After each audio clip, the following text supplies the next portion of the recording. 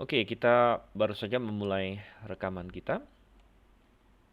Dan selamat malam saya ucapkan sekali lagi kepada semua mahasiswa-mahasiswi, Bapak, Ibu, dan saudara-saudari sekalian yang sudah bergabung bersama dengan kita pada malam hari ini.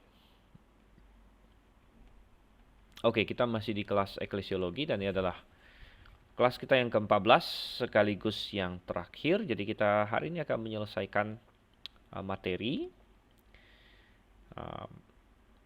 sekaligus karena ini terakhir. Mungkin kalau ada pertanyaan-pertanyaan dari yang sebelum-sebelumnya, jadi bisa dipersiapkan. Saya tidak tahu apakah kita perlu memakai 2 jam full, ya. Ya, nanti seselesainya kita. Karena kita sudah masuk ke poin yang ke-9. Di sini dalam diktat kita, eklesia yang menjalankan separasi. Ya, separasi. Oke, sebelum masuk lebih lanjut kita berdoa terlebih dahulu ya. Bapa di surga, kami mengucap syukur untuk kasih setiamu pada kami, kau yang kami pimpin, supaya kami sungguh ketika mempelajari firman-Mu tentang jemaat yang kau dirikan, sekaligus semua hal yang berkaitan dengan itu, Engkau yang kiranya menolong supaya kami memahaminya dan kemudian kami akan dapat melakukannya. Terima kasih Tuhan, kami berdoa dalam nama Yesus Kristus. Amin. Oke, baik. Jadi kita sudah bicara mengenai banyak hal, mengenai pejabat, mengenai sistem, mengenai aktivitas, ya. Dan kemudian kita bicara mengenai eklesia yang menjalankan separasi. Nah, ketika kita bicara mengenai eklesia yang menjalankan separasi, sebenarnya kita berbicara mengenai sifat dari eklesia itu sendiri. Apa sifat dari eklesia? Sifat dari eklesia adalah kudus. Ya. Jadi saya akan tuliskan di sini. Sifat dari eklesia adalah kudus. Nah, dan ini terlihat dari fakta bahwa anggotanya adalah orang-orang kudus. Ya, ini sudah kita bahas panjang lebar waktu kita membahas masalah keanggotaan, kemudian masalah ordinansi, ya, dalam baptisan dan lain sebagainya, bahwa anggota dari eklesia haruslah orang yang percaya, dan orang percaya disebut sebagai orang kudus. Jadi anggotanya adalah orang-orang kudus, ya. Kemudian juga kita mendapatkan fakta bahwa Kristus menguduskan eklesia dan menuntut kekudusan. Ya. Dan kita bisa lihat ini dari berbagai poin. Kita bisa lihat, coba kita perhatikan beberapa perikop. Misalnya, ya, Efesus 5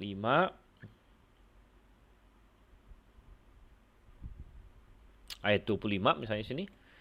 Hai suami, kasihilah istrimu sebagaimana Kristus telah mengasihi jemaat dan telah menyerahkan dirinya baginya untuk menguduskannya. Jadi Kristus menguduskan jemaat. Ya, sesudah ia menyucikannya dengan mandikannya dengan air dan firman.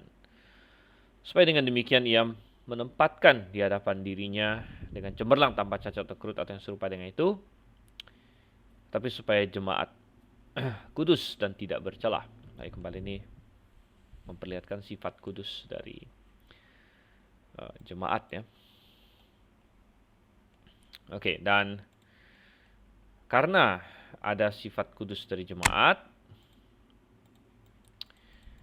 maka ya, karena jemaat itu harus kudus ya, maka ini berkaitan dengan fakta yang sudah kita sebut bahwa jemaat terpisah dari negara. Jemaat terpisah dari negara. Sehingga ya, beda pendekatan kekudusan antara Israel dengan gereja. Beda pendekatan kekudusan antara Israel dengan gereja, di mana di Israel, kalau ada dosa atau kesalahan, ya, harus dihilangkan, ya, kalau perlu dengan ya, menghukum mati yang bersangkutan. Ini tentu yang sudah yang paling paling tinggi gitu. Itu kita baca karena Israel itu yang kita sebut sebagai sacral society. Artinya Israel itu satu negara. Jadi negara dengan agama bergabung menjadi satu.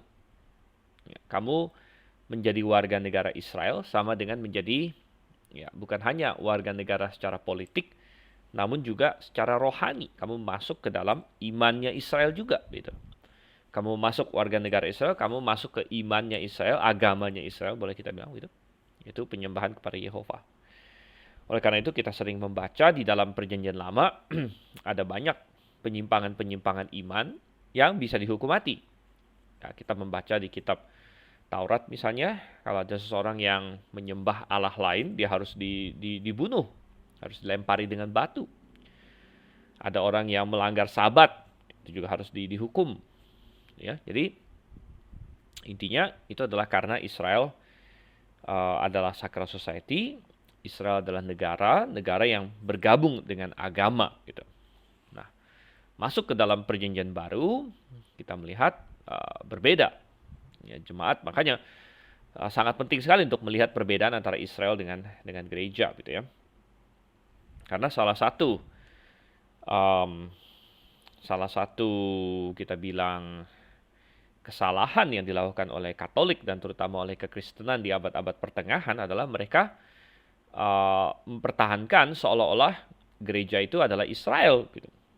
Sehingga itu memberikan alasan bagi mereka untuk menganiaya orang-orang yang tidak sepakat dengan mereka. Ya.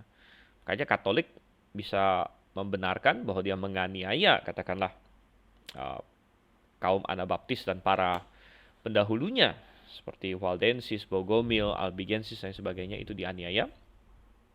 Ya. Dan itu karena pemahaman gereja pada waktu itu bahwa mereka adalah seperti Israel, tetapi gereja bukan Israel. Tidak pernah ada suatu perintah di dalam perjanjian lama untuk jemaat untuk melempari orang dengan batu atau membunuh seseorang. Ya, tidak ada, gitu ya. Tidak ada. Nah, ini beda dengan di perjanjian lama. Di perjanjian lama, memang kalau ada orang Israel mengajak seseorang menyembah Allah lain, dia harus dibunuh, gitu Tuhan bilang. Tidak main-main, gitu ya. Harus dilempari dengan batu. Nah, karena Israel harus mempertahankan kekudusannya. Nah, jemaat juga harus mempertahankan kekudusannya. Tapi karena jemaat bukan negara, maka jemaat mempertahankan kekudusannya dengan cara yang berbeda. Ya, jadi jemaat karena bukan negara, ya, dan tidak Tuhan berikan, ya, otoritas politik, maka jemaat mempertahankan kekudusan, ya, dengan cara ada beberapa, ya. Satu, kita bilang disiplin jemaat. Ini yang sudah kita bahas. Jadi kita nggak akan ulang lagi. Saya hanya singgung sedikit. Kemudian adalah separasi. Jadi jemaat mempertahankan kekudusan dengan cara disiplin jemaat dan separasi. Gitu. Jadi disiplin jemaat adalah untuk mempertahankan kekudusan secara internal, ya. Dan ketika yang bersalah itu ada di dalam jemaat yang benar, gitu. Jadi dan posisinya masih minoritas tentunya, ya. kalau misalnya ada anggota jemaat yang berbuat dosa, atau ada anggota jemaat yang memegang kepada doktrin yang sesat, ya, yang menyesatkan, ya katakanlah padanannya dengan tadi contoh kita di Perjanjian Lama. Kalau di Perjanjian Lama kan ada orang mengajak menyembah Allah lain, harus dilempari dengan batu. Bagaimana kalau itu terjadi di Perjanjian Baru dalam jemaat? Misalnya ada anggota jemaat yang tiba-tiba punya doktrin yang sesat, misalnya mengajak menyembah Allah yang lain. Kita ambil saja ya, mungkin dengan bentuk yang berbeda, mungkin atau sesat dalam hal misalnya tidak percaya Yesus itu Allah dan sebagainya. Maka dia tidak dilempari batu. Dia tidak dilempari batu, tapi dia didisiplin, dia harus dikeluarkan. Ya, kalau dia ditegur dan sebagainya, kalau dia tidak mau berubah, dia harus dikeluarkan dari jemaat. Gitu. Nah, itu caranya jemaat mempertahankan kekudusan. Gitu ya. Secara internal, ini sudah kita bahas. Tetapi jemaat juga perlu menjaga kekudusan terhadap faktor-faktor eksternal, dan itu adalah dengan melakukan separasi. Ya, melakukan separasi. Jadi separasi itu sebenarnya memisahkan diri ya dari kesesatan dan dari dosa. Memisahkan diri, separasi. Jadi kita tidak bicara separasi di sini secara politik, jangan salah, ya. Kadang-kadang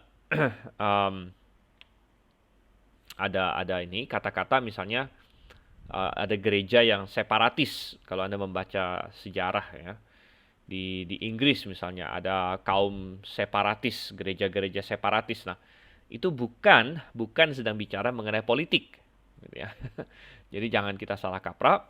Maksudnya gereja yang separatis dikatakan dalam konteks misalnya di gereja di Inggris dulu, konteksnya adalah bahwa mereka tidak mau bergabung dengan gereja Inggris, gereja Anglikan, tapi mereka mau mendirikan gereja mereka sendiri. Jadi ini berbicara mengenai separasi eklesiologi, ecclesiastical separation, ya, atau separasi gerejawi. Kita bukan bicara politik ya.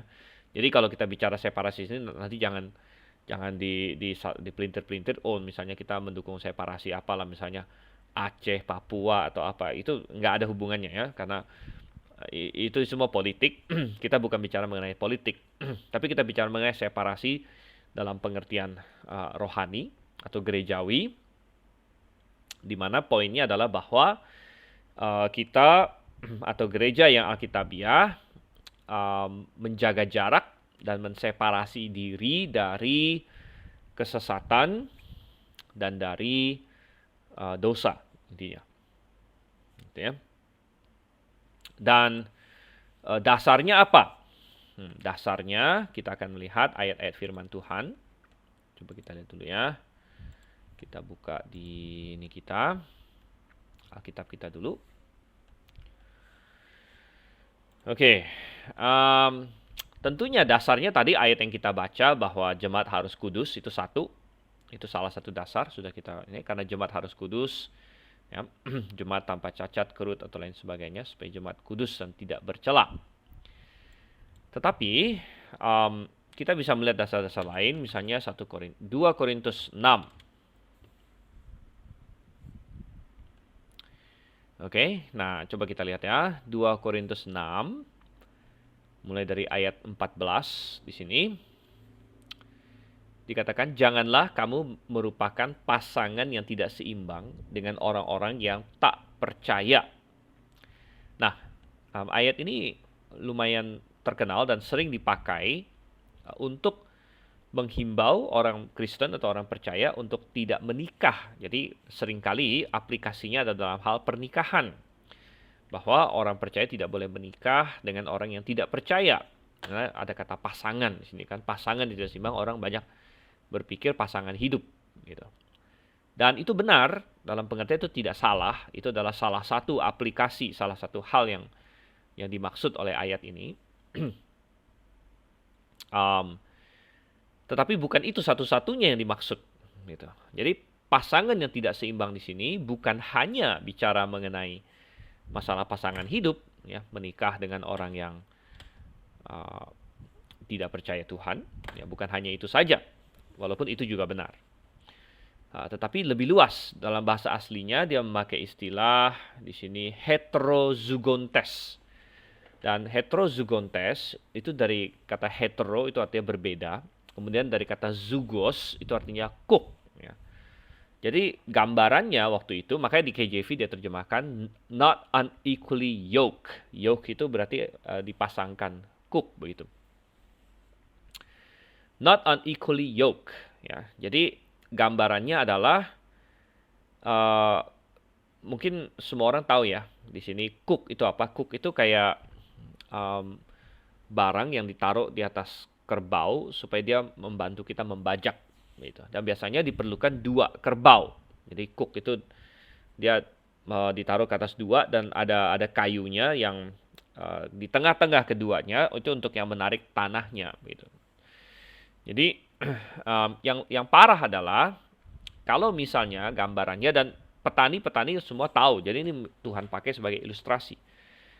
Mereka kalau mau membajak dengan benar, mereka harus mengkukkan binatang yang sepadan. Kalau misalnya misalnya dia pakai kerbau, satu lagi dia pakai binatang yang lain, ya misalnya apalah gitu, poni misalnya kan, binatang kecil katakanlah, poni atau apa gitu, maka tidak seimbang. Dan apa yang terjadi kalau tidak seimbang? Maka bajakannya tidak akan lurus, gitu. Karena binatang yang satu akan lebih kuat menariknya, sehingga dia akan lari. Bajakannya akan lari ke arah binatang yang lebih kuat, gitu. Jadi hasilnya akan kacau balau. Jadi dan orang yang hidup di masyarakat agraris pada waktu itu paham akan hal ini. Makanya dipakai ilustrasi. Jangan kamu mau dikukkan secara tidak seimbang. Ya, dikukkan dengan tidak seimbang. Dengan orang-orang yang tak percaya. So, persamaan apakah terdapat antara kebenaran dan kedurhakaan, atau bagaimanakah terang dapat bersatu dengan gelap, katanya sini. Persamaan apakah yang terdapat antara Kristus dan Belial? Apakah bagian bersama-sama orang percaya dengan orang tak percaya?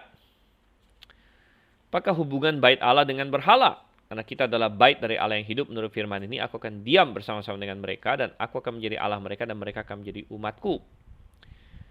Sebab itu, keluarlah kamu dari antara mereka, dan pisahkanlah dirimu dari mereka. Firman Tuhan, dan janganlah menjamah apa yang najis, maka aku akan menerima kamu. Jadi, walaupun ini bisa dipakai untuk pernikahan dan cocok-cocok saja, karena memang kalau menikah ya, memang itu kan berarti kayak dipersatukan gitu. Jadi kalau tidak sepadan secara rohani, dipersatukan ya pasti efeknya buruk. Namun, ini jauh lebih luas dari itu. Ya, ini berbicara mengenai memisahkan diri dari kelompok orang yang tidak percaya Tuhan. Ya.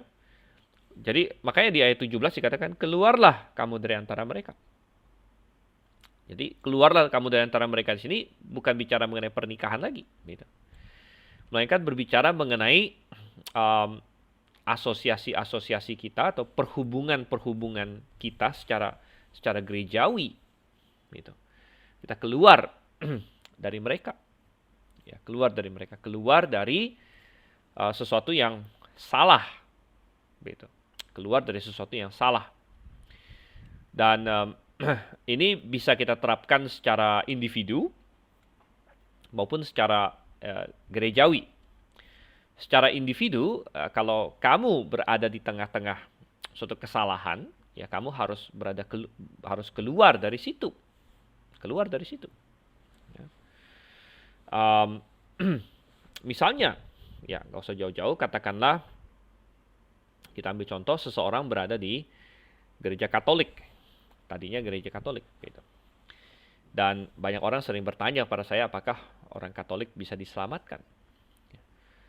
Dan kita harus tahu bahwa Katolik mengajarkan Injil yang berbeda dengan Alkitab. Injil yang palsu. Injil yang di dalam Galatia, ya Paulus bilang terkutuk Injil itu, karena Katolik mengajarkan Injil yang tidak sesuai dengan Alkitab. Misalnya Katolik mengajarkan, ya itu sudah kita bahas ya, mereka mengajarkan baptismal regeneration, ya, bahwa seseorang lahir baru pada saat dia dibaptis, walaupun pada waktu bayi. Jadi bayi itu ketika dibaptis secara Katolik dia sudah lahir baru.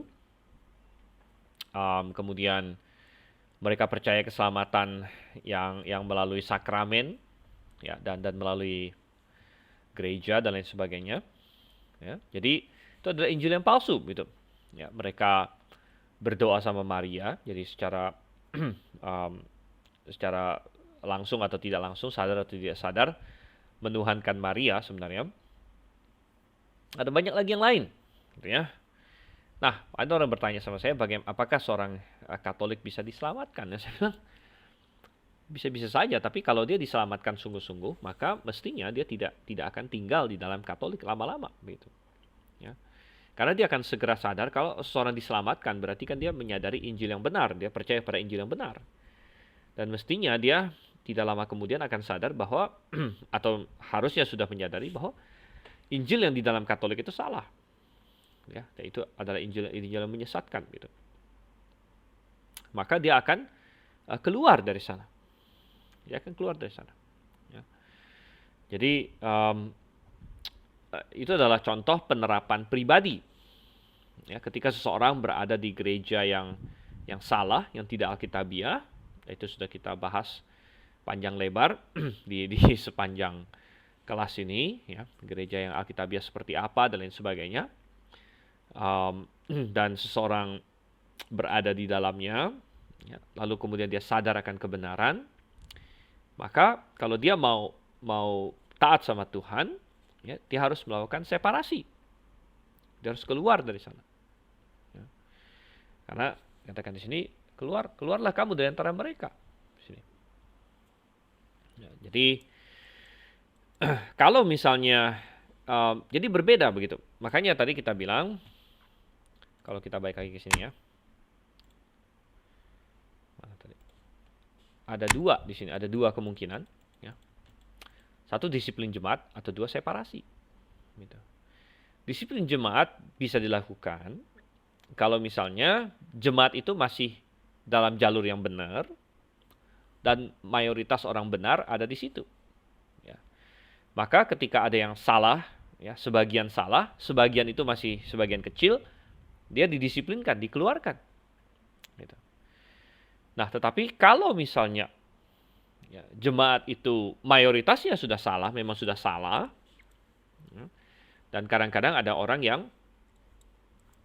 berkata kepada saya juga, ya, saya tidak mau keluar dari tempat saya yang salah karena saya mau membenarkan mereka, katanya.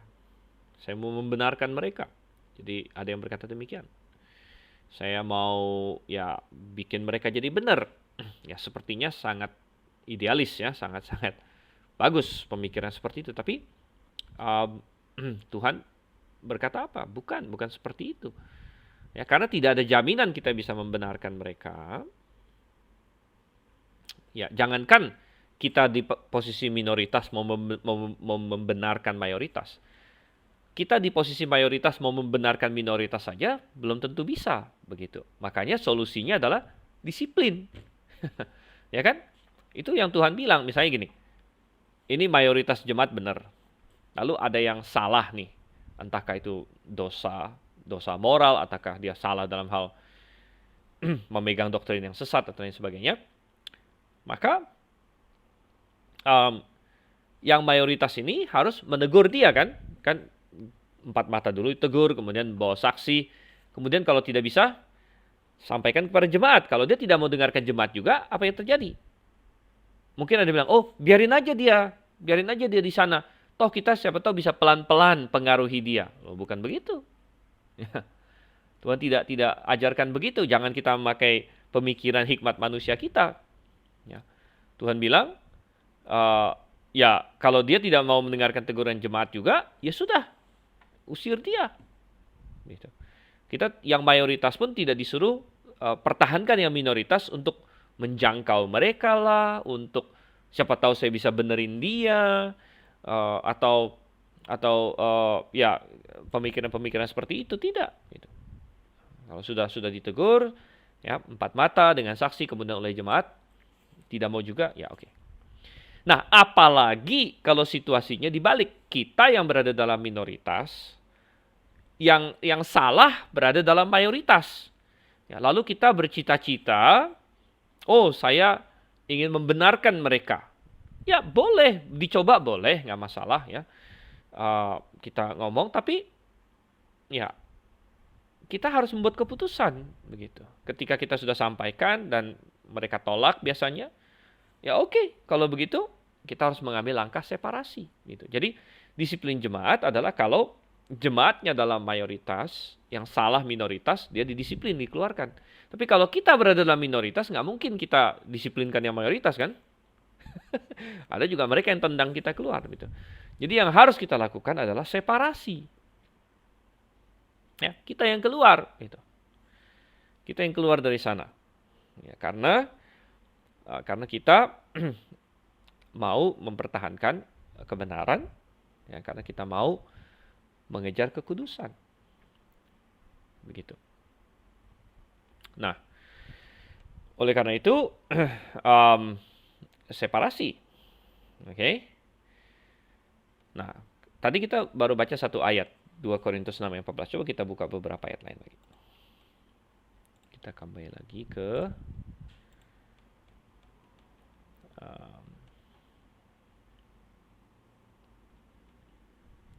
Oke, tadi kita sudah lihat 2 Korintus 6 ayat 14 sampai 17 sampai 18.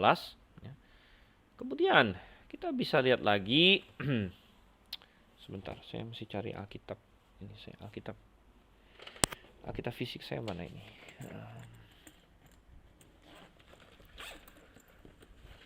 Oke.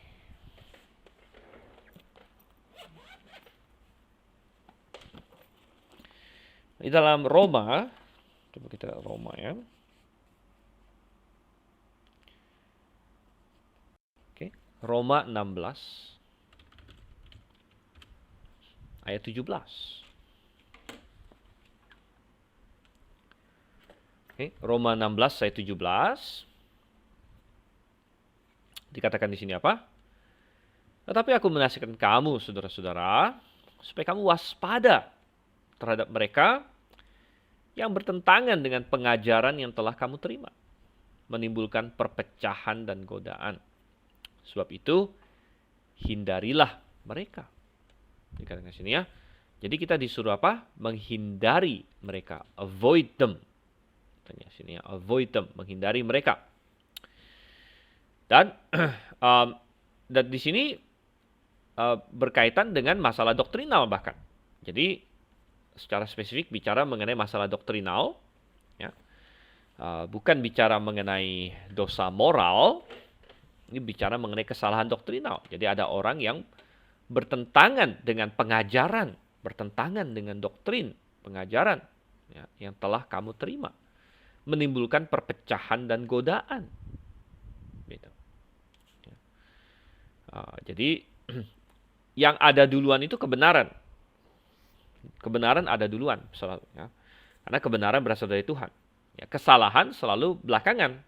Gitu. Walaupun kesalahan bisa juga sangat-sangat tua, ya, tapi lebih tua lagi kebenaran sebenarnya. Oleh karena itu, yang pertama kali menimbulkan perpecahan adalah kesalahan sebenarnya. Karena kebenaran itu ada duluan. Ya, jadi, ya kebenaran ada duluan. Tapi makin lama, akhirnya makin banyak yang salah sebenarnya. Makin banyak yang salah. Gitu. Dan orang yang benar, yang berada dalam kebenaran, tidak mau bergabung dengan yang salah. Ya, tidak mau bergabung dengan yang salah. Karena ayat ini berkata, hindarilah mereka. Jadi kita tidak mau bergabung dengan orang-orang yang bertentangan dengan pengajaran yang benar. Ya. Nah, tetapi orang dengan pengajaran yang nggak benar, kadang-kadang mau bergabung dengan kita. Ya, atau menyerukan supaya semua orang bergabung. Gitu. Nanti kita akan lihat hubungannya dengan ekumenisme. Tadi itu nanti salah satu poin kita. Gitu kan? Ekumenisme menyerukan, ayo semua orang bergabung. Semua orang bergabung, semua gereja bergabung. Dan kalau kita berkata, oh saya tidak mau bergabung karena saya tidak mau bergabung dengan kesalahan. Karena ketika ekumenisme menyerukan pergabungan, mereka menyerukannya dengan slogan atau dengan filosofi bahwa kita tidak akan bicarakan masalah kebenaran, masalah benar atau salah. Pokoknya apapun doktrin kamu, apapun pengajaran kamu, ya terserah. Yang penting ya itu kita singkirkanlah, katanya. Kita singkirkanlah dan kita gandeng tangan aja semua gitu. Ya, masalah perbedaan doktrin ya udah nggak usah diomongin lah, demi persatuan. Ya, demi persatuan nggak usah diomongin. Tapi kita bilang, oh tidak bisa begitu. Ya, tidak bisa begitu. Ya. Ada hal-hal yang jelas di dalam Alkitab, pengajaran-pengajaran yang jelas. Dan ada banyak orang yang menentang itu. Maka saya harus menghindari. Gitu. Saya tidak akan bergabung. Nah, biasanya dalam kondisi demikian, kita yang tidak mau bergabung dalam gerakan ekumenisme ini akan dicap pemecah belah. Wah, ini semua orang mau gabung. Kamu yang nggak mau gabung, kamu pemecah. Tunggu dulu. Ya, kita bilang, bukan. Yang menjadi pemecah itu adalah yang melangkah keluar dari pengajaran yang benar. Gitu. Kalau semua orang pengajarannya benar, maka saya akan dengan senang hati bergabung. Begitu. Kalau semua orang pengajarannya benar, saya akan dengan senang hati bergabung. Tetapi perhatikan apa yang Paulus ajarkan di sini. Yang Paulus tuduh melakukan perpecahan adalah yang mengajarkan bertentangan dengan pengajaran yang kamu terima, menimbulkan perpecahan. Tapi Paulus bilang sebab itu hindarilah mereka. Nah, mungkin jemaat Roma bisa dituduh, loh, jemaat Roma ini menimbulkan perpecahan karena menghindari orang, begitu. Misalnya penyesat mau bergabung. Jemaat Roma bilang, enggak, saya nggak mau gabung dengan kamu penyesat. Lalu penyesat bilang, kok kamu mau pecah-pecah begitu? Siapa yang pecah yang mana? Begitu. Kamu yang bertentangan dengan pengajaran yang rasulilah yang menimbulkan perpecahan. Saya memang tidak mau bergabung dengan kamu. Saya disuruh menghindari, gitu ya. Tetapi itu karena kamu telah meninggalkan pengajaran yang benar. Gitu. Kamu telah meninggalkan pengajaran yang benar. Dan yang menimbulkan perpecahan bukan orang yang menghindari ini. Orang yang menghindari ini adalah respon terhadap kesesatan. Yang menimbulkan perpecahan adalah yang mengajarkan kesesatan. Begitu. Ya, jadi ya Paulus sangat jelas di sini mengajarkan itu. Ya. Coba kita lihat lagi 2 Tesalonika 5. 2 Tesalonika 3.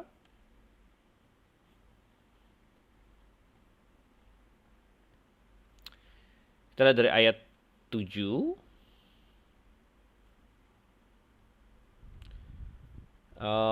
Atau dari ayat 6. Ya, dari ayat 6. 2 Tesalonika 3 ayat 6. Tetapi kami berpesan kepadamu, saudara-saudara, dalam nama Tuhan Yesus Kristus, supaya kamu menjauhkan diri dari setiap saudara yang tidak melakukan pekerjaannya dan yang tidak menurut ajaran yang telah kamu terima dari kami. Jadi ini berbicara mengenai dua hal. Satu adalah masalah praktikal atau moral. Ya. Tidak melakukan pekerjaannya di sini. Jadi ya ini masalah perilaku. Tapi juga masalah doktrinal. Dan kadang-kadang perilaku ini muncul karena kesalahan doktrinal. Gitu. Dan yang tidak menurut ajaran yang telah kamu terima dari kami. Jadi kemungkinan besar di sini adalah berkaitan dengan suatu kesesatan, pandangan sesat mengenai kedatangan Yesus. Gitu. Jadi ada orang yang punya pandangan yang sesat mengenai kedatangan Yesus sehingga mereka tidak mau bekerja lagi. Jadi dari doktrin yang salah muncul perilaku yang salah di sini. Ayat 7, sebab kamu sendiri tahu bagaimana kamu harus mengikuti teladan kami. Karena kami tidak lalai bekerja di antara kamu dan tidak makan roti orang dengan percuma, tapi kami berusaha dan berjerih payah siang malam supaya jangan menjadi beban bagi siapapun di antara kamu. Bukan karena kami tidak berhak untuk itu, melainkan karena kami mau menjadikan diri kami teladan bagi kamu supaya kamu ikuti. Sebab juga waktu kami berada di antara kamu, kami memberi peringatan nih kepada kamu, jika seorang tidak mau bekerja, janganlah ia makan. Jadi ini masalah yang dihadapi di Tesalonika waktu itu, karena ada yang salah mengajarkan tentang kedatangan Yesus, sampai ada yang tidak mau bekerja. Ayat 11, kami katakan ini karena kami dengar bahwa ada orang yang tidak tertib hidupnya dan tidak bekerja, melainkan sibuk dengan hal-hal yang tidak berguna. Orang-orang yang demikian kami peringati dan nasihati dalam Tuhan Yesus Kristus, supaya mereka tetap tenang melakukan pekerjaannya dan dengan demikian makan makanannya sendiri. Kamu saudara-saudara, janganlah jemu-jemu berbuat apa yang baik. Jika ada orang yang tidak mau mendengarkan apa yang kami katakan dalam surat ini, apa yang dikatakan? Tandailah dia dan jangan bergaul dengan dia. Tandailah dia dan jangan bergaul dengan dia supaya ia menjadi malu, tapi janganlah anggap dia sebagai musuh, tapi tegurlah dia sebagai seorang saudara. Jadi dia harus diseparasi, dikatakan sini. Separasi bukan berarti menganggap seseorang musuh, ya. Jadi kalau kita tidak setuju dengan seseorang, ya, dan kita separasi dari dia atau dari organisasi tertentu, itu bukan berarti lalu menjadi musuh, tidak. Kita harus tetap perlakukan dia sebagai baik, ya, tetapi dikatakan apa? Kita juga disuruh separasi, gitu. Tandailah dia dan jangan bergaul dengan dia, katanya. Ya. Jadi pengajaran yang cukup jelas di dalam Alkitab di sini, ya, ayat-ayat firman Tuhan yang cukup jelas, yang sekali lagi bisa kita terapkan dari level pribadi, ya, maupun secara jemaat, ya, secara gereja, gitu. Dan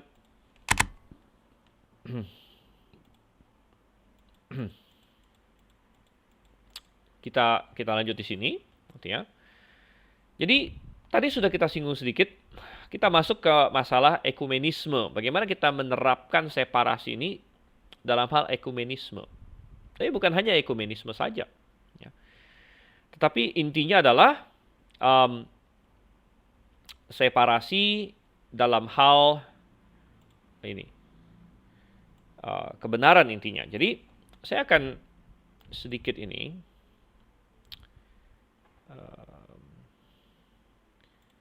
sedikit menceritakan sejarah, ya, sejarah separasi, ya. Jadi begini, ingat bahwa ini, ya, dari sekitar abad 4 sampai abad 15, ya, di dalam kekristenan di Eropa, terutama kita bicara Eropa, ini didominasi oleh Katolik, ya. Dan tentu Katolik adalah gereja yang salah, ya, penuh dengan kesesatan. Ya. Bagaimana dengan gereja-gereja yang benar? Ya, gereja-gereja yang benar secara otomatis melakukan separasi karena memang dianiaya oleh Katolik bahkan. Ya, dianiaya oleh Katolik, jadi mereka berada di luar Katolik, ya, dan mereka tidak mau bergabung dengan Katolik. Ya. Jadi jemaat-jemaat yang benar, ya, berada di luar Katolik, dan ini namanya macam-macam, ya. Ada yang disebut kaum Waldensis, ya, kaum Bogomil, ya, kaum banyak, ya. Ini ada kita Petrobrusian, ya, dan DLL, ya. Dan ini kita pelajari dalam sejarah baptis, sangat penting sebenarnya, dan ini ada hubungannya dengan eklesiologi sebenarnya, ya. Jadi sejarah baptis memang. Dan kalau Anda belum pernah mengambil sejarah baptis, saya sangat-sangat menyarankan Anda mengambilnya. Cuma memang belum pernah ditawarkan untuk online, ya. Ya, tapi ya ada di Gates tentunya. Oke, jadi jelas bahwa jemaat-jemaat Alkitabiah melaksanakan separasi pada waktu itu. Bahkan dianiaya dengan berat. Ya, lalu masuk abad 16 ya, dan seterusnya terjadi reformasi. Ya, terjadi reformasi, dan dalam reformasi tentu dipicu oleh Martin Luther. Ya, Luther tahun 1517, dan Luther mengkritik gereja Katolik waktu itu, terutama pemicunya adalah masalah surat penghapusan dosa, yang disebut indulgence waktu itu ya. Jadi Luther mengkritik itu. Tetapi waktu Luther mengkritik itu, dia masih berada dalam Katolik, ya tentunya masih berada dalam Katolik. Ya, dia kritik, dan akhirnya dia tidak pernah, artinya dalam pengertian bukan Luther yang berinisiatif untuk keluar dari Katolik sebenarnya, melainkan karena kontroversi yang dia lakukan. Ya, Paus pada waktu itulah yang akhirnya mengeluarkan dia, gitu. Jadi beberapa pentolan Katolik waktu itu ya berdebat dengan Luther, baik secara tulisan maupun ada perdebatan juga. Ya. Dan makin lama makin runcing perdebatannya. Akhirnya Roma, Paus waktu itu mengambil langkah mengexcommunicate, istilahnya excommunicate ya. Excommunicate itu ya sebenarnya itu adalah Katolik ingin melakukan disiplin jemaat itu. Jadi Katolik melakukan disiplin jemaat dengan cara mengeluarkan Luther, begitu ya, mengeluarkan Luther dari gereja ya. Nah, barulah setelah Luther dikeluarkan dari gereja Katolik ya, akhirnya, nah beruntungnya Luther adalah dia punya backingan ya waktu itu. Jadi di wilayah dia yang berkuasa itu seorang namanya Frederick ya. Dan Frederick menolak untuk menyerahkan Luther kepada pasukannya atau otoritas Roma gitu. Walaupun Frederick sendiri tetap orang Katolik gitu. Waktu itu ya, dia tetap orang Katolik ya. Tapi dia tidak mau menyerahkan Luther. Gitu. Ya, jadi dia ada simpati dengan Luther. Ya, simpati dengan Luther. Sehingga ya padahal dia di pressure waktu itu ya, tentunya dari berbagai pihak. Ya udahlah, ini Luther ini kan di wilayah kamu. Ya, dia yang punya kuasa, punya tentara segala macam lah di sana ya. Ya, singkirkan aja Luther. Ya. Tapi dia nggak mau, Frederick tidak mau. Ya, jadi itu di Wittenberg di Jerman. Dan akhirnya ya Luther berkembang dan membuat gereja Lutheran ya, yang akhirnya mendominasi Jerman waktu itu. Dominasi Jerman ya. Jadi akhirnya gereja Protestan ya, Reformasi memang keluar dari Katolik memang. Ya. Tapi keluar dari Katolik ini juga, kalau saya sudah pernah kita singgung sedikit, tanggung-tanggung kita bilang. Tanggung-tanggung kenapa? Gitu. Mereka masih mengakui baptisannya Katolik sebenarnya.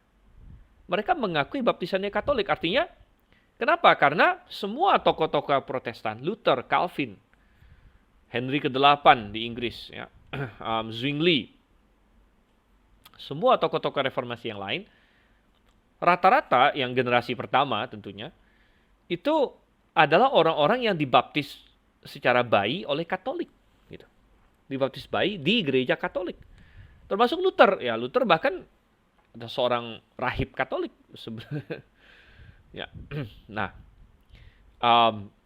jadi ketika mereka mendirikan gereja mereka, ya, mereka tidak mencari baptisan yang baru. Ya, tidak mencari baptisan yang baru.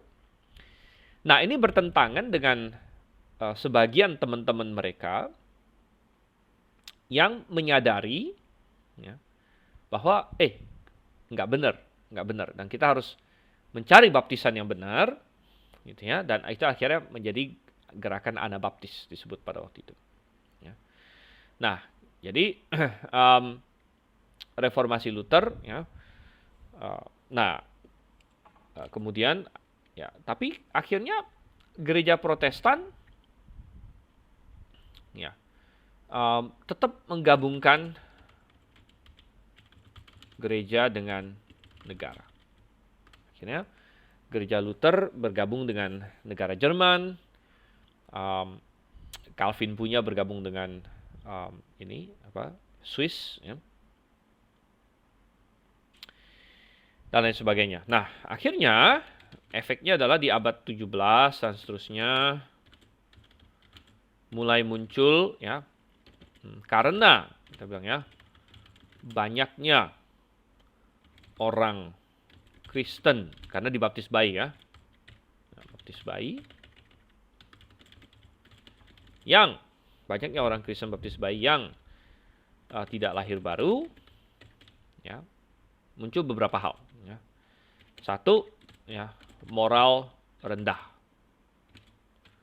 Dua, ya, muncul liberalisme. Ya, ini abad 17, 18 dan seterusnya sampai 19 lah. Nah, ya. Moral rendah, muncul liberalisme. Nah, karena moral yang rendah ini, ya, muncul beberapa gerakan, ya, seperti gerakan Puritan misalnya. Ya, muncul gerakan yang disebut Puritan di Inggris. Karena orang-orang Puritan ini melihat bahwa, ini kok gereja Inggris penuh dengan orang-orang yang kacau moralnya, ya, karena mereka tidak lahir baru. Mereka menjadi anggota gereja karena mereka lahir sebagai bayi, gitu. Ya. Muncul gerakan Puritan, itu salah satu usaha untuk kita harus pure kembali, ya, kembali ke ini. Muncul lagi gerakan Metodis. Ya, Metodis ini oleh John Wesley dan sebagainya, juga sebagai respon terhadap situasi kekristenan yang kacau balau. Akhirnya dia mendirikan gereja Metodis, John Wesley. Jadi itu moral rendah, ya, tetapi yang lebih parah lagi adalah munculnya liberalisme. Ya, munculnya liberalisme, teolog-teolog yang tidak percaya Tuhan sebenarnya, tidak percaya Alkitab dan sebagainya, tapi menjadi doktor-doktor teologi, akhirnya mengeluarkan teori-teori macam-macam, ya, higher criticism, ya, dan lain sebagainya. Nah, akhirnya sampai dengan abad 20, di awal abad 20, jadi 1900-an, itu puncak-puncaknya liberalisme merajalela, ya. Dan akhirnya untuk melawan itu, ya, ada suatu gerakan yang disebut sebagai gerakan fundamentalisme. Gerakan fundamentalisme, ya. Jadi sebenarnya tentu ada nggak yang melawan dari dulu? Ya tentu sudah ada. Yang melawan dari dulu sudah ada. Cuman baru di abad 20 dikasih nama. Ya, dikasih nama fundamental. Ya, itu berdasarkan dari buku, ya, seri-seri buku yang judulnya The Fundamentals. Ya, jadi itu ditulis oleh orang-orang konservatif yang melawan liberalisme. Ya, mereka orang-orang pintar yang melawan liberalisme. Mereka menulis, ini loh dasar-dasar Kristenan. Kamu kalau nggak percaya ini, apa masih kamu orang Kristen, ya? Misalnya mereka mempertahankan Alkitab tidak bersalah, kemudian kelahiran Yesus dari perawan dan lain sebagainya. Doktrin-doktrin sentral dalam kekristenan. Kayak disebut sebagai fundamentalisme. Ya, akhirnya mulai disebut fundamentalisme, ya. Dan nah disinilah cerita tentang separasi itu berlanjut terus, gitu, karena liberalisme begitu menjangkit, ya, sehingga ada banyak institusi-institusi yang tadinya didirikan oleh orang-orang yang hebat, ya, yang belakangan menjadi liberal. Dan itu mulai dari segala macam sekolah-sekolah besar, ya, seperti Princeton, Harvard, ya, Yale, Ya, nama-nama yang besar yang kita lihat, yang kita perhatikan sekarang. Nah, kalau di abad 21 sekarang, ya sekolah-sekolah ini terkenal untuk hal-hal lain, misalnya bisnisnya, hukumnya, dan lain sebagainya. Tapi ingat bahwa waktu mereka pertama didirikan, mereka didirikan sebagai universitas Kristen. Ya, Princeton, Yale, Harvard, dan lain sebagainya didirikan sebagai sekolah Kristen awalnya oleh orang-orang Kristen. Dan mereka punya STT. Ya, mereka punya STT. Jadi selain mengajar semua itu, mereka punya mengajar teologi juga. Gitu. Tetapi akhirnya institusi-institusi ini um, terjangkit oleh liberalisme yang semakin parah, ya, sehingga mayoritas stafnya menjadi orang-orang liberal dan lain sebagainya.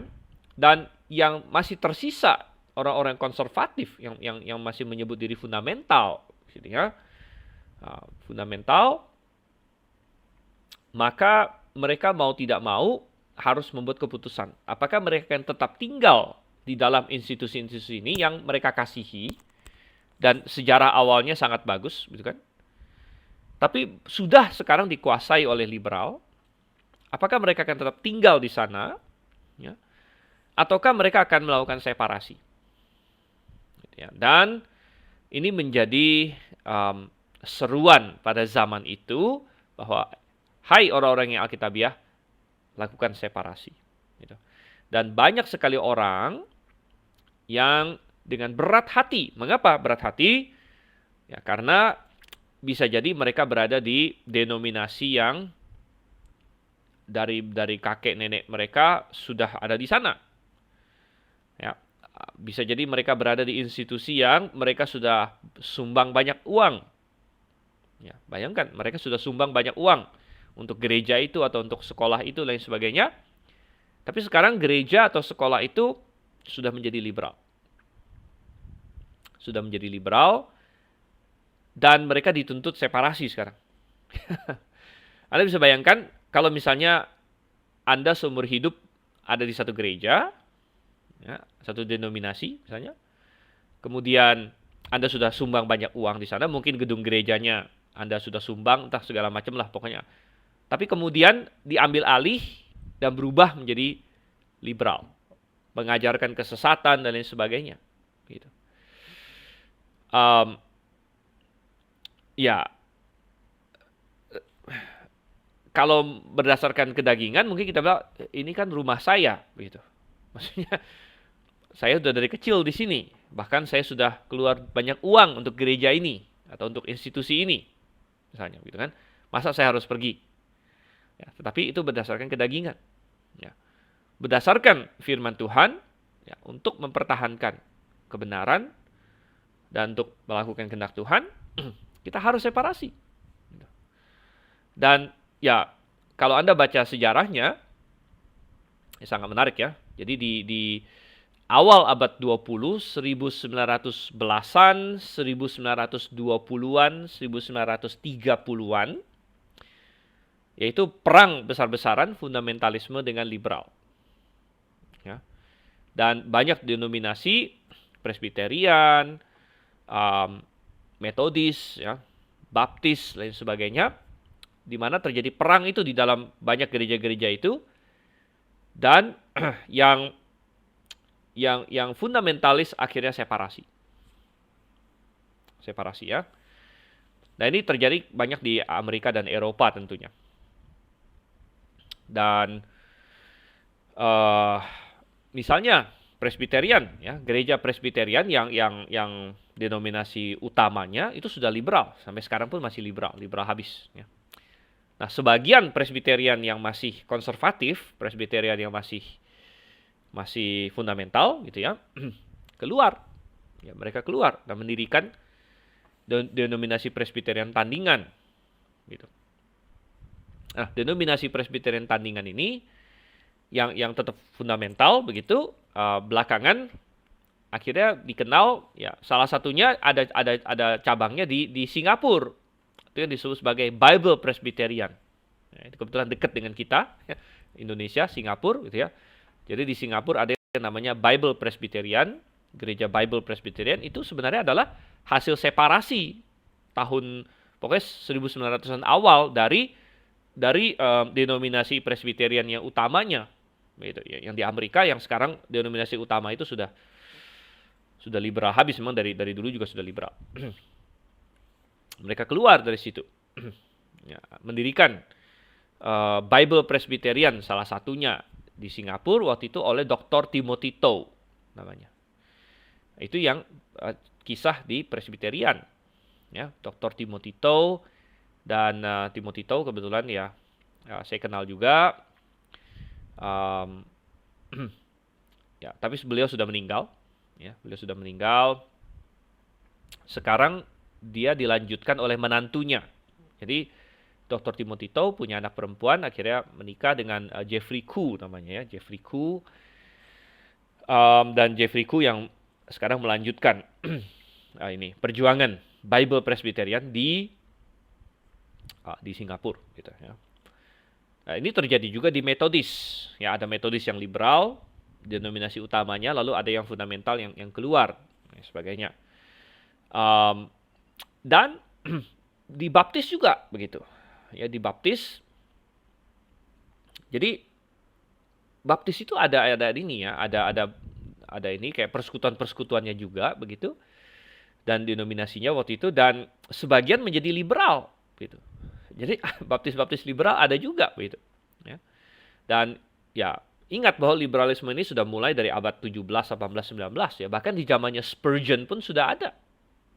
Ya, di zaman Spurgeon sudah ada, dan Spurgeon juga sering berkhotbah dan menentang teman-teman baptisnya atau orang-orang baptis yang sudah jadi liberal di zaman dia. Ya. Walaupun di baptis tidak separah itu. Ya. Jadi dibaptis tidak separah itu, jadi masih ada banyak baptis yang benar. Kenapa dibaptis tidak separah itu? Karena kaum baptis tidak baptis bayi, begitu. Ya, jadi ada liberalisme di kaum baptis, ya, tapi tidak persentasenya tidak sebesar di denominasi lain. Ya. Nah, sehingga sangat menarik sekali, makanya ketika fundamentalisme pertama kali muncul, istilah fundamentalisme, tadinya itu banyak denominasi ikut ambil bagian. Baptis, ada Baptis fundamentalis, Metodis fundamentalis, Presbyterian fundamentalis, dan ya mungkin yang lain-lain lagi. Ya. Tetapi berjalan beberapa puluh tahun, hampir semua yang lain ini kayak hilang gitu. Sehingga hari ini kalau dibilang fundamentalis, itu mayoritas yang 90, nggak tahu berapa, 95 apa 99% itu yang dimaksud kaum baptis gitu. Dan mengapa demikian? Ya sekali lagi karena persentase, karena gereja baptis tidak membaptis bayi, ya, jadi walaupun liberalisme masuk juga, tidak sampai separah di gereja-gereja yang membaptis bayi. Dan ketika kaum baptis separasi, ya, dari yang liberal, ya, maka muncullah juga gerakan baptis independen. Nah, baptis independen jadi karena melakukan separasi. Ya, separasi, jadi kita tidak mau bergabung dengan denominasi ini. Cuman karena memang gereja baptis itu dari dulu sangat kuat konsep otonominya, berbeda dengan Presbyterian dan Metodis. Ketika kaum Presbyterian keluar, yang dari yang liberal, mereka keluar bikin sinode lagi, bikin sinode yang menurut mereka tidak liberal, gitu kan. Metodis juga, Metodis separasi dari yang liberal, yang konservatifnya bikin sinode baru gitu. Nah, tetapi karena kaum baptis, ya kita sudah lihat sistem gerejanya kita kongregasional, dan kemudian kaum baptis punya konsep otonomi gereja yang kuat, maka ketika kaum baptis separasi dari yang liberal, mereka keluar, mereka bukan mendirikan sinode gitu. Mereka keluar dari yang sesat-sesat ini, mereka menjadi gereja-gereja otonom. Ya, akhirnya disebut sebagai baptis independen. Ya. Nah, jadi itu sedikit sejarah mengenai perdebatan mengenai separasi, begitu. Perdebatan mengenai separasi, ya, karena ya sudah sesat gitu, kita harus keluar dari situ. Lalu, ya, tahun masih di abad 20, jadi masih abad 20, tahun 1940 sekian, saya lupa persisnya. Kalau saya nggak salah 1947, tapi saya nggak begitu pasti. Tahun 1940-an, seorang bernama Harold Ockenga, ya,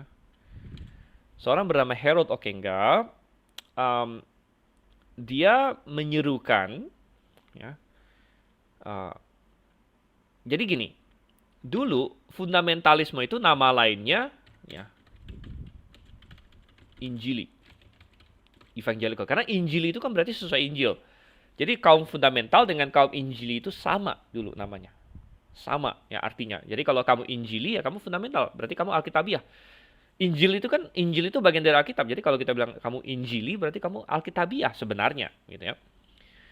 Tetapi tahun 1940-an Harold Ockenga berkata, kita sekarang adalah New Evangelical. Jadi itu untuk membedakan mereka dengan kaum Injili lama yang adalah fundamentalis. Jadi Injili lama itu fundamentalis. Tapi dia bilang kita sekarang New Evangelical, ya, dengan berkata kita tetap mempertahankan doktrin Injili lama atau fundamentalis, tapi tidak perlu separasi. Tidak perlu separasi dari orang liberal kah atau apakah. Kita nggak perlu separasi, yaudah kita kerjasama saja dengan mereka. Yang penting kita tetap pertahankan doktrin kita, katanya. Pertahankan doktrin Injili lama atau fundamentalis ini. Tapi kita tidak separasi, makanya kita sebut Injili baru. New Evangelical. Ya. Nah, ini terjadi tahun 1940-an, itu. Di mana mulai lagi diperdebatkan di situ apakah memang orang Kristen, gereja-gereja yang Alkitabiah itu perlu separasi nggak sih gitu dari kesesatan. Nah, muncul lagi perdebatan itu ya, karena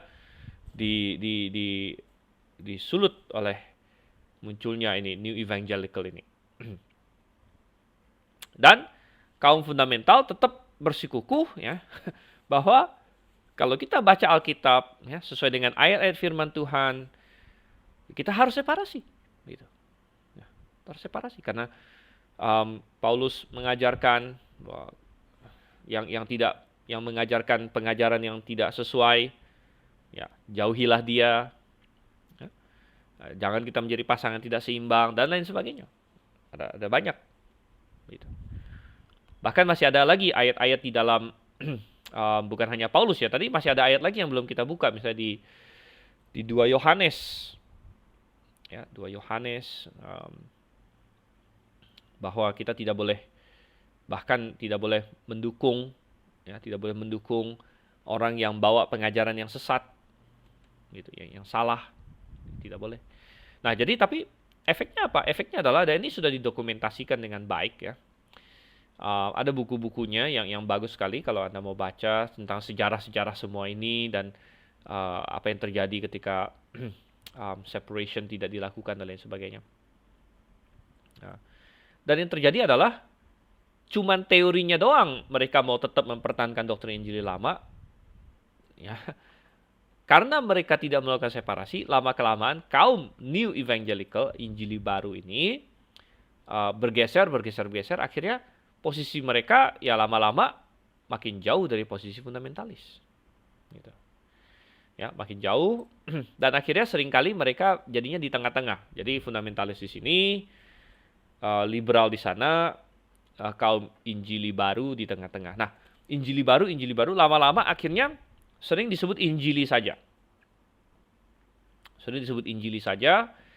Sehingga mulai dibedakan, oh ada fundamental, Injili. Ya, padahal mestinya Injili itu dengan fundamental itu sama sebenarnya. Awalnya gitu. Ya, fundamental itu Injili sebenarnya. Ya, Injili lama begitu. Cuman karena si Harold Ockenga bilang dia Injili baru, gitu kan? Akhirnya istilah Injili ini lama-kelamaan orang bilang Injili saja, yang dimaksud adalah Injili baru gitu. Ya, jadi Dia bilang saya Injili. Ya. Oh, maksudnya Injili baru, begitu ya. Cuman memang kita tetap harus membedakan karena kata Injili itu sendiri sebenarnya bagus gitu. Injili kan sesuai Injil sebenarnya. Sesuai Injil itu bagus gitu. Ya, cuman kalau sesuai Injil mestinya ya separasi mestinya kan sesuai Injil nih. Karena Injil mengajarkan separasi gitu. Nah, cuman kaum Injili yang menyebut diri Injili baru ini mereka tidak mau separasi. Dan akhirnya posisi mereka sering di tengah-tengah. Gitu.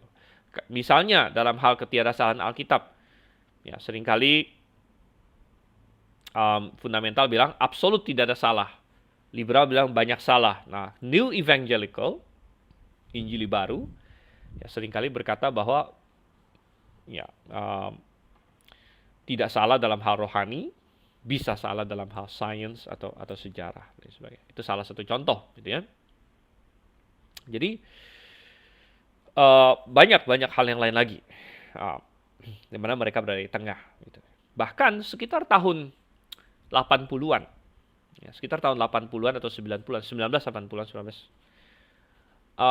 ada kaum Injili baru waktu itu yang menulis buku berkata bahwa kita ini sudah bergeser. Artinya kalau tokoh-tokoh awal Injili baru seperti Harold Ockenga sendiri dan teman-temannya bisa melihat generasi Injili baru tahun 1980-an, mereka akan merasa bahwa itu sudah menyimpang gitu. Karena ya namanya kompromi itu memang bergeser-bergeser seperti itu. Ya, jadi nah, lalu ya di dalam semua ini muncullah seruan tentang ekumenisme. Ya, mulai muncul seruan untuk ekumenisme dan itu diminyaki oleh gerakan karismatik. Ya, jadi diminyaki oleh gerakan karismatik. Kalau kita kaitkan ini dengan sejarah Pantekosta dan sebagainya yang sudah bagi yang ikut kelas saya semester lalu, pneumatologi dan karismatikisme, kita ada membahas tentang sejarah ini ya, sejarah Pantekosta dan sebagainya. Anda masih ingat? Jadi di awal abad 20 selain tadi masalah fundamentalis dan liberalisme, muncul lagi pemain baru. Pemain baru ini adalah Pantekosta. Dan itu dimulai oleh si Seymour, ya, William Seymour dengan Azusa Street-nya lain sebagainya, akhirnya membuat semacam denominasi baru lagi. Ya, jadi ada Protestan, ada Katolik, lalu ada Pantekosta. Gitu. Nah, awalnya Pantekosta ini ya dianggap memang beda, kamu beda gitu, beda sendiri. Namun sampai dengan tahun 1960-an muncullah gerakan karismatik. Gerakan karismatik itu apa? Gerakan karismatik adalah gerakan di mana fenomena-fenomena Pantekosta masuk ke denominasi-denominasi utama. Gitu. Jadi masuk ke Katolik, sehingga ada Katolik karismatik, ya, Katolik yang ya masuk ke Presbyterian, masuk ke yang lain-lain, masuk ke ya semualah ya, Metodis dan sebagainya. Jadi fenomena yang tadinya hanya di gereja-gereja Pantekosta atau denominasi Pantekosta seperti sidang Jemaat Allah, segala macam, pokoknya yang ini sekarang masuk juga ke gereja-gereja lain yang tadinya bukan Pantekosta seperti Katolik dan gereja-gereja Protestan. Nah, itu menjadi minyak, saya bilang menjadi minyak untuk seruan ekumenisme karena mereka berargumen bahwa nah lihat nih, yang menjadi dasar itu bukan lagi doktrin gitu. Jadi kita perlu bersatu bukan karena doktrin kita sama, karena sama-sama mengajarkan kebenaran, ya. Sama-sama mengajarkan kebenaran, bukan. Ya. Tetapi kita perlu bersatu karena pengalaman kita sama. Jadi persatuan berdasarkan pengalaman, experience, bukan bersatu karena kebenaran, karena doktrin. Gitu. Karena doktrinnya beda-beda semua. Bayangkan, Katolik ada Katolik karismatik. Katolik karismatik tetap doa sama Maria, tetap konsep keselamatannya Katolik. Lalu ada Protestan, gereja Protestan pada umumnya yang karismatik juga begitu. Ya, tentu doktrinnya sangat berbeda dengan Katolik. Lalu ada kaum Baptis yang katakanlah kesusup oleh karismatik, sebagian Baptis tersusup oleh karismatik juga. Ya, tentu punya doktrin yang berbeda lagi. Masalah baptisan dia beda dengan Protestan dan dengan Katolik misalnya. Dan mengenai banyak hal lain lagi. Tapi semuanya punya hal yang sama, yaitu pengalaman karismatik itu. Misalnya yang bahasa lidah. Ya. Lalu dipersatukan lagi dengan musik karismatik. Kembali ke masalah pengalaman. Ya. Experience. Jadi, karena kita menyanyikan lagu-lagu yang sama, begitu kan? Pengalamannya sama, begitu. Berbahasa lidah yang sama, dan sebagainya. Jadi itu menjadi lem atau minyaknya, saya bilang. Ya, lem untuk mempersatukan sehingga seruan untuk bersatu, ekumenisme semakin kuat. Dan seruan ini, seruan bukan untuk bersatu dalam kebenaran, ya, malah bersatu tidak peduli kebenaran. Kita nggak usah ngomongin doktrin. Ya, Katolik tetap kamu doktrin Katolik nggak masalah. Protestan kamu tetap doktrin Protestan kamu nggak masalah. Baptis kamu tetap doktrin Baptis nggak masalah. Pantekosta kamu tetap doktrin Pantekosta nggak masalah. Begitu. Yang penting kita bersatu aja lah. Ya, supaya kita, jangan gontok-gontokan. Dalam persatuan ini kita nggak usah banyak-banyak ngomong doktrin. Gitu kan? Nggak usah ngomong-ngomong soal yang mana yang benar, mana yang salah. Ya. Tidak usah. Ya.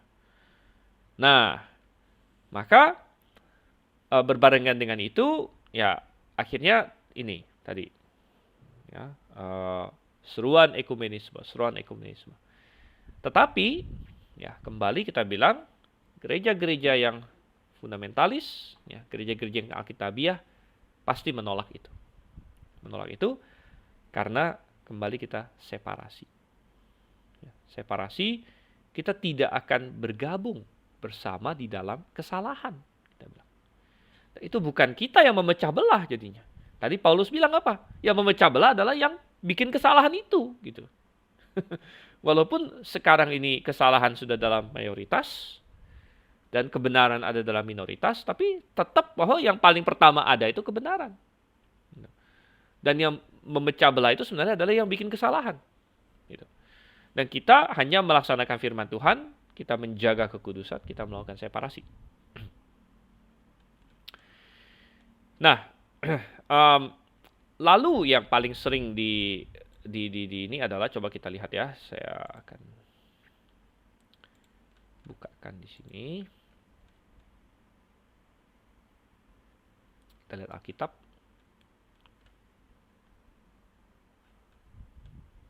Belum muncul, ini dia. Yang paling sering ini adalah Yohanes 17. Nah, jadi saya akan bahas Yohanes 17 karena argumennya adalah di Yohanes 17 Tuhan Yesus mendoakan supaya kita bersatu. Jadi kita harus bersatu, ya, harus bersatu.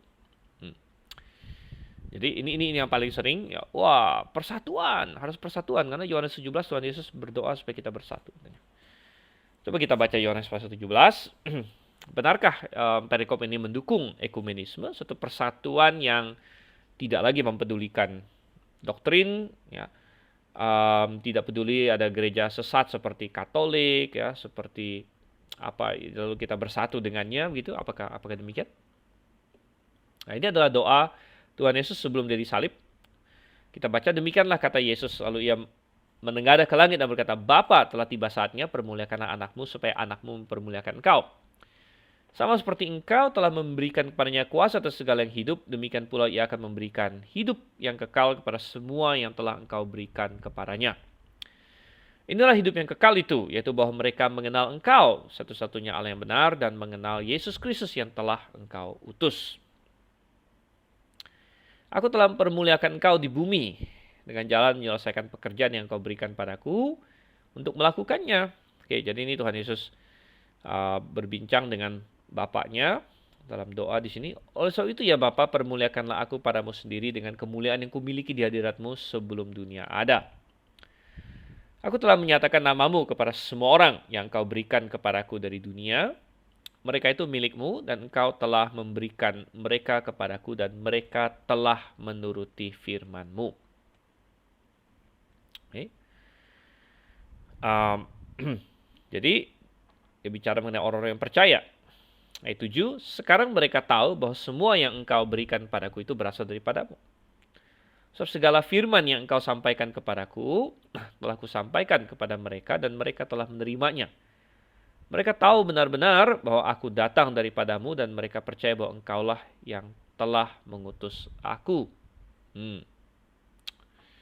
Oke, jadi mereka tahu benar-benar di sini ya. Dan tahu benar-benar di sini saja sudah dari kata aletos. Jadi tahu dengan benar.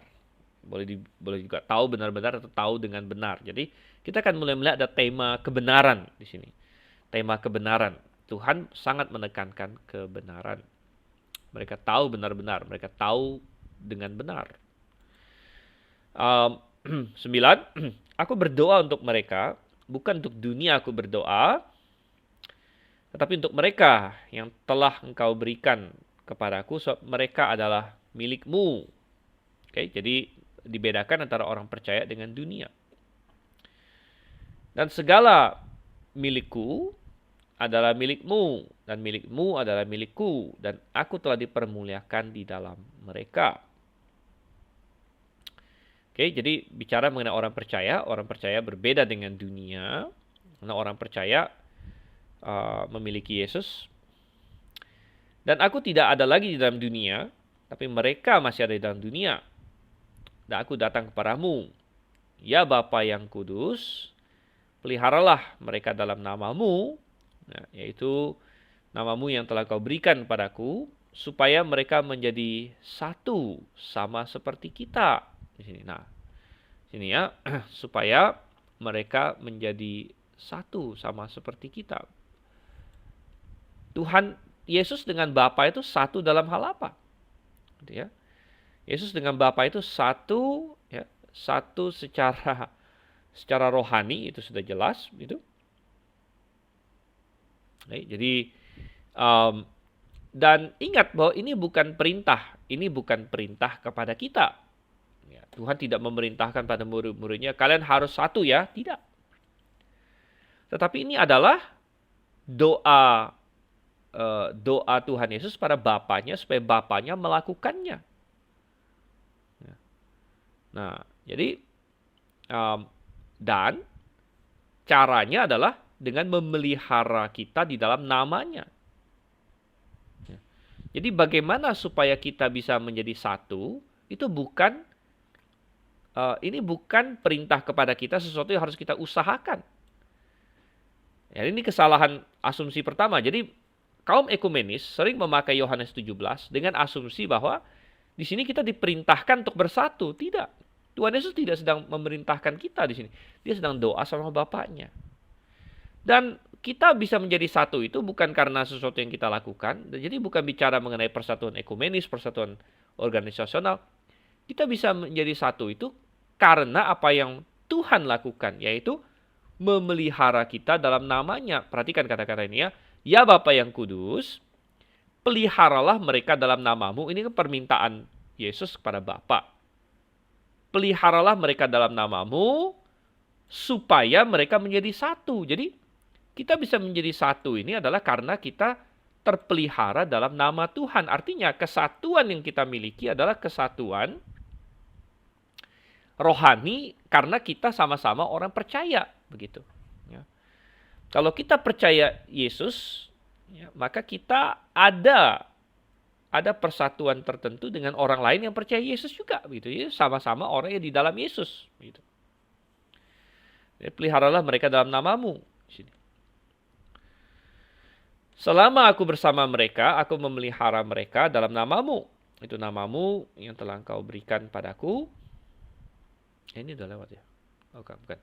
Aku telah menjaga mereka dan tidak seorang pun dari mereka yang binasa, selain daripada dia yang telah ditentukan untuk binasa, supaya genaplah yang tertulis dalam kitab suci. Tetapi sekarang aku datang kepadamu. Dan aku mengatakan semuanya ini sementara aku masih ada dalam dunia, supaya penuhlah sukacitaku di dalam diri mereka. Aku telah memberikan firman-Mu. Jadi ada penekanan juga pada firman Tuhan di sini. Ya, sangat penting. Aku telah memberikan firman-Mu kepada mereka. Dan dunia membenci mereka karena mereka bukan dari dunia, sama seperti aku bukan dari dunia. Aku tidak meminta supaya engkau mengambil mereka dari dunia, tapi supaya engkau melindungi mereka daripada yang jahat. Mereka bukan dari dunia, sama seperti aku bukan dari dunia. Perhatikan ayat 17. Kuduskanlah mereka dalam kebenaran. Firman-Mu adalah kebenaran. Jadi, Tuhan Yesus tidak memiliki ide sama sekali bahwa ada suatu persatuan yang tidak mempedulikan kebenaran. Persatuan yang yaudahlah kita nggak usah perhatikan apa pengajaran kita tentang firman Tuhan. Tidak, jauh daripada itu. Bahkan Tuhan Yesus sangat menekankan bahwa aku sudah kasih firman-Mu pada mereka. Firman-Mu adalah kebenaran dan kuduskanlah mereka dalam kebenaran. Tidak ada suatu indikasi bahwa orang Kristen boleh mengabaikan kebenaran demi persatuan. Itu tidak. Nomor satu, persatuan yang dimaksud di sini adalah persatuan rohani karena Allah Bapa menyelamatkan kita dalam Yesus Kristus. Bukan suatu persatuan yang lain yang dimaksud di sini. Dan persatuannya adalah persatuan yang ada di dalam kebenaran. Ayat 18, sama seperti engkau telah mengutus aku ke dalam dunia, demikian pula aku telah mengutus mereka ke dalam dunia. Dan aku menguduskan diriku bagi mereka, supaya mereka pun dikuduskan dalam apa? Kebenaran, sekali lagi. Ya, dikuduskan dalam kebenaran. Ya.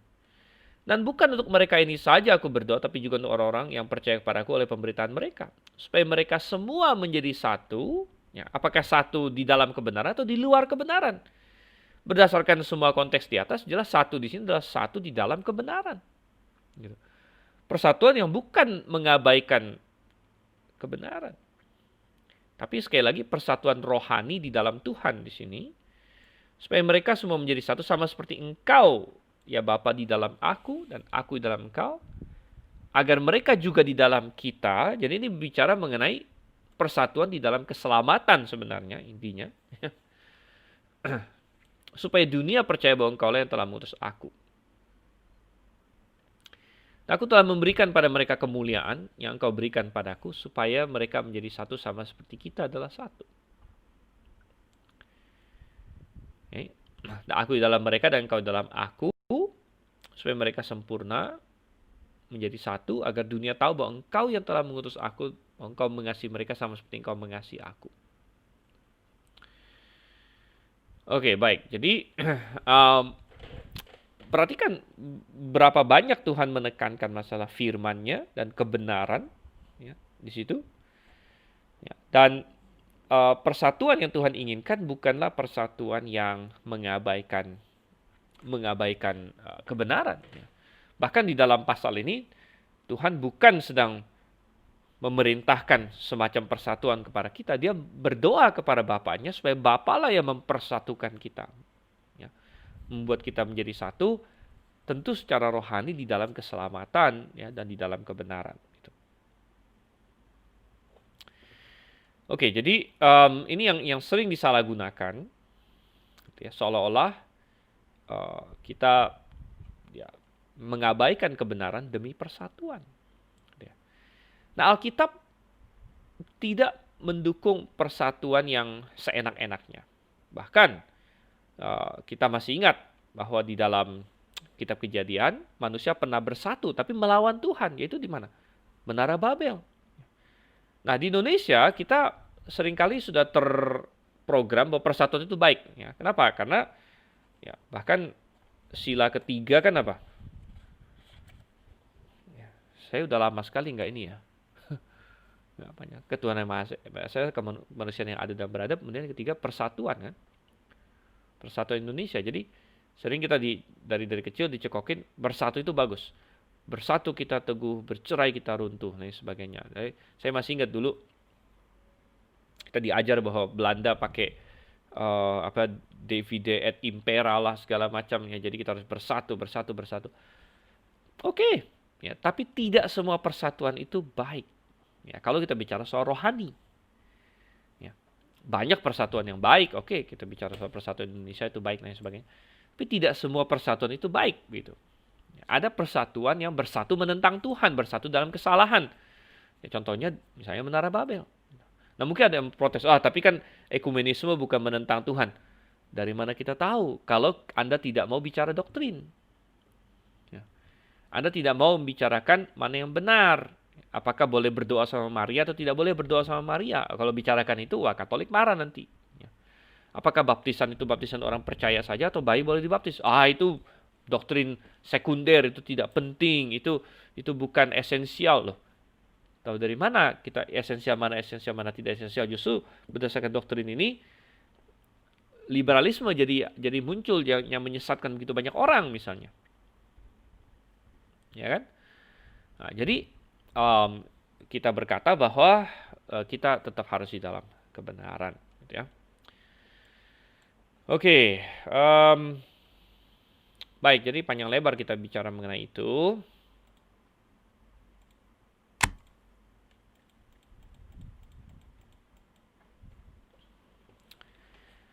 Dan kita masuk ke B saja sekarang ya. Kita masuk ke B. Dan kalau Anda ingin membaca buku-buku ya lebih lanjut tentang masalah separasi ini, ya di perpustakaan Grafe ada, ya ada banyak bukunya ya. Sekarang kita lihat sekarang B, separasi terhadap keduniawian. Jadi tadi saya berfokus terhadap ekumenisme, terhadap doktrin yang salah dan sebagainya. Sekarang gereja yang Alkitabiah juga harus separasi terhadap keduniawian. Keduniawian ya. Dan sekali lagi ini bisa dilakukan dari sisi perspektif personal. Tiap-tiap anggota jemaat perlu melakukan separasi personal. Ya, separasi personal terhadap keduniawian. Kita tidak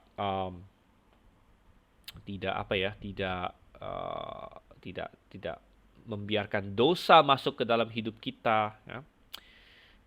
Tetapi terutama saya ingin berfokus ke masalah secara berjemaat, ya, secara berjemaat. Dan keduniawian bisa masuk dalam berbagai cara,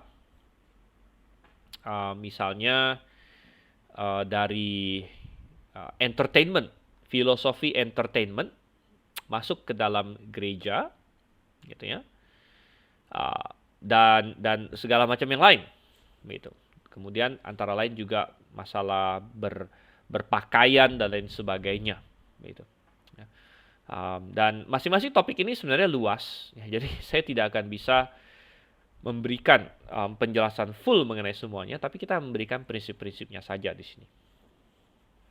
Oke, sekarang masalah ketika kita berjemaat, apa yang kita lakukan?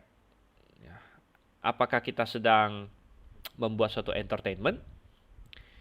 Ataukah kita sedang datang untuk melakukan kehendak Tuhan, untuk memuji Tuhan, ya, untuk berjemaat, ya.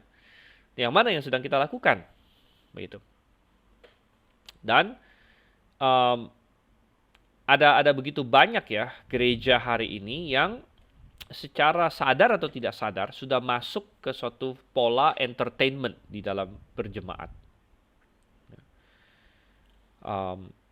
Sehingga gerejanya ya, dan segala macam kebaktiannya itu didesain mirip dengan pola-pola entertainment lainnya. Gitu. Jadi itu kacau sekali.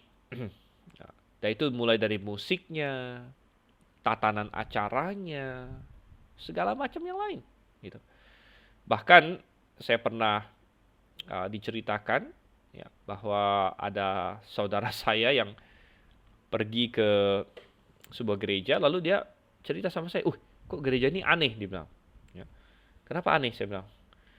Ini, ketika dia masuk dan lain sebagainya, lalu pas nyanyi-nyanyi itu bisa ada kayak asap keluar gitu. Jadi kayak kayak lagi konser rock atau apa begitu kan, yang dia pakai kayak asap ya, itu sebenarnya sih kayak asap itu sebenarnya dari ini ya, dari biang es ya. Jadi mereka bikin asap seperti itu, bikin segala macam. Terus ya tentu full band lah segala macam, semua itu sudah. Kemudian lampu-lampunya jadi lampu kelap-kelip seperti di disco dan lain sebagainya. Jadi teman saya, saudara saya ini, saya bilang, itu aneh katanya, gitu ya, aneh. Memang aneh, saya bilang, ya aneh karena itu sudah masuk ke suatu filosofi yang salah bahwa gereja itu adalah tempat orang dihibur, entertainment. Jadi karena dunia kita adalah dunia yang gila entertainment, gitu. Gila entertainment. Semua manusia mencari entertainment, mencari hiburan. Gitu. Bisnis entertainment adalah bisnis yang besar. Mulai dari film, musik, game sekarang, ya, dan semua yang lain, begitu. Itu bisnis yang sangat besar sekali. Sehingga gereja pun ada yang terseret ke dalam pola pemikiran seperti itu. Gitu. Dan kadang-kadang ada orang Kristen yang juga masuk ke dalam pola seperti itu sehingga mereka merasa dirinya sebagai konsumer. Ada orang Kristen yang datang ke gereja dengan pola pemikiran saya ini konsumer. Gereja itu kayak menyediakan jasa untuk saya. Dan saya punya kuasa. Kalau di dalam dunia bisnis kan pelanggan adalah raja begitu. The buyer is the king. Jadi saya sebagai konsumer, gereja itu harus melayani saya, begitu. Gereja harus melayani saya. Jadi bukan lagi datang ke gereja untuk melayani gitu. Bahwa saya ingin ikut melayani di dalam jemaat, tapi saya ke gereja, saya bakal dapat apa? Saya bakal dapat entertainment apa? Saya dapat pelayanan seperti apa? Dan kalau pelayanannya kurang memuaskan, saya tinggal pergi ke gereja lain. Gitu. Ya. Jadi pindah gereja bukan karena masalah separasi tadi segala macam yang kita ngomong, masalah kebenaran, masalah cinta Tuhan, tapi yang mana yang menawarkan yang lebih untuk saya begitu. Jadi mindsetting consumer, mindsetting entertainment. Ini sudah merasuk di begitu banyak gereja sebenarnya. Ya. Dan ini kacau balau tentunya semua. Sehingga tidak heran dengan pola filosofi seperti itu kita masuk ke masalah musik. Ya, musik adalah sesuatu yang sangat besar kuasanya, gitu ya. Besar kuasanya, tapi juga sangat indikatif akan filosofi kita. Ya. Dan kita melihat bahwa ya akhirnya gereja-gereja modern sekarang kebanyakan ya sudah masuk ke filosofi contemporary Christian music atau musik Kristen ya yang mengasimilasi kata-katanya, dia ambil kata-kata yang Kristiani tapi gaya lagunya dia adopsi dari gaya-gaya yang duniawi ya seperti rock and roll dan semua turunannya, jazz, blues, country. Jadi sekarang ada gospel country, ada gospel rock ya. Ada rap, bahkan ada Christian rap, mereka bilang Christian rap. Pokoknya semua yang lain. Jadi ada Christian rock dan lain sebagainya gitu. Jadi semua gaya-gaya musik yang duniawi ini mereka adopsi katanya ke dalam Kristen, mereka ubah, mereka kasih kata-kata yang Kristiani katanya. Gitu ya. Dan ini salah total gitu ya. Salah total ya karena tidak bisa dicampur itu. Ya, tidak bisa dicampur. Nah, sekali lagi saya hanya singgung sedikit saja di sini ya. Topik mengenai musik ya panjang lebar, bahkan saya bisa kasih tahu bahwa semester depan kelas online akan ada dosen baru juga yaitu Dr. Andrew Liao ya, dan dia akan mengajar kelas tentang filosofi musik. Ya, filosofi musik. Jadi berbicara mengenai masalah musik ini secara panjang lebar selama 1 semester. Jadi bagi Anda yang bingung ya, musik itu mestinya bagaimana, atau Anda sudah yakin ya bahwa musik itu harus ya tidak boleh duniawi, tapi Anda bingung menjelaskannya kepada orang. Ya, Anda bisa ikut kelas ini untuk bisa menjelaskannya kepada orang dan lain sebagainya. Nah, jadi kita melihat di sini jadi itu adalah pola-pola duniawi gitu. Jadi dan itu di ini ya, guru-guru yang mengajarkan pertumbuhan gereja seperti Rick Warren dan lain sebagainya yang terkenal hari ini, mereka secara terus terang menulis strateginya bahwa kalau kamu mau menjangkau orang lebih banyak katanya, kamu harus tawarkan yang orang mau. Karena begitu banyak orang maunya lagu-lagu seperti ini, kamu harus tawarkan itu. Kalau enggak, mereka kan pindah ke tempat lain. Gitu. Tapi kita melihat itu menjadi pragmatisme. Ya, filosofinya adalah filosofi ingin mendapatkan orang yang banyak, filosofinya filosofi ingin entertain orang. Filosofinya bukan lagi apakah Tuhan berkenan akan musik ini, tapi apakah orang akan suka akan musik ini. Padahal seharusnya kita bertanya apakah Tuhan berkenan atau tidak, begitu. Karena kita kan, ini kan musik sebenarnya bukan untuk mengentertain orang. Kita bermusik di gereja itu kan memuji Tuhan sebenarnya. Yang paling nomor satu harus kita tanya bukanlah apakah orang suka akan musiknya, tapi apakah Tuhan suka akan musiknya. Karena kita akan menyanyi untuk Tuhan gitu. Kita bermusik di gereja untuk Tuhan sebenarnya. Ya. Jadi kacau sekali ya. Dan ini akan merembet ke semua yang lain, ya, keduniawian. Ya, kita bisa bicara mengenai pakaian di gereja, ya, pakaian di gereja. Ya, secara tradisional dulu orang ke gereja, ya, terutama di abad-abad ya puncak-puncak kekristenan sedang kuat-kuatnya di Eropa dan di Amerika, orang akan mengenakan pakaian terbaik mereka ke gereja biasanya, gitu. Makanya ada istilah Sunday best, gitu ya, Sunday best. Jadi biasanya orang zaman itu mereka menyimpan sampai dengan pakaian the bestnya, gitu. Jadi ya misalnya mereka punya pakaian paling bagus apa, itu yang mereka pakai ke gereja, begitu. Karena mereka menganggap ke gereja itu sebagai suatu hal yang mulia, gitu. Nah,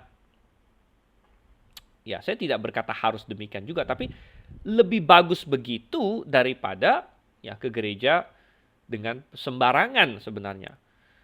Sekali lagi kita harus paham bahwa memang pakaian bukan hal yang paling penting, ya, bukan hal yang paling penting, itu jelas. Dan kalaupun ada orang datang ke gereja dengan pakaian serampangan, nggak masalah juga sih sebenarnya, gitu ya. Artinya kita terima dia baik-baik ya, kita nggak akan usir orang sama sekali, nggak masalah begitu.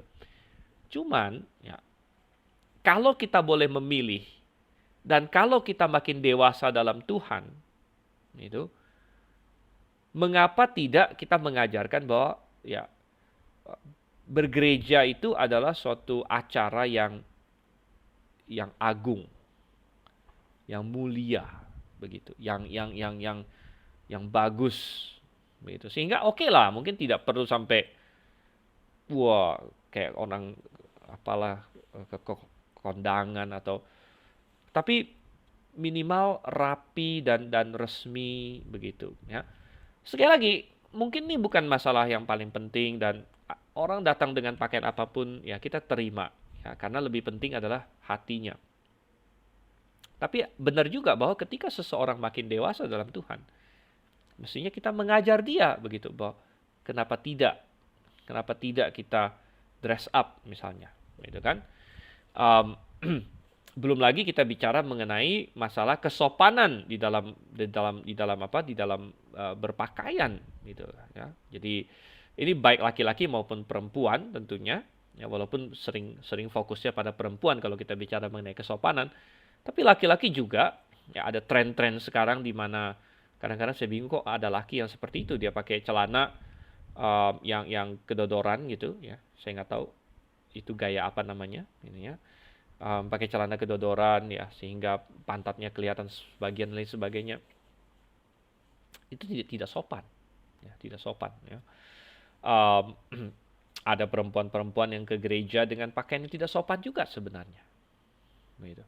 Ya, jadi ini masalah keduniawian, gitu ya, yang perlu dibereskan ya di dalam jemaat sebenarnya, gitu ya.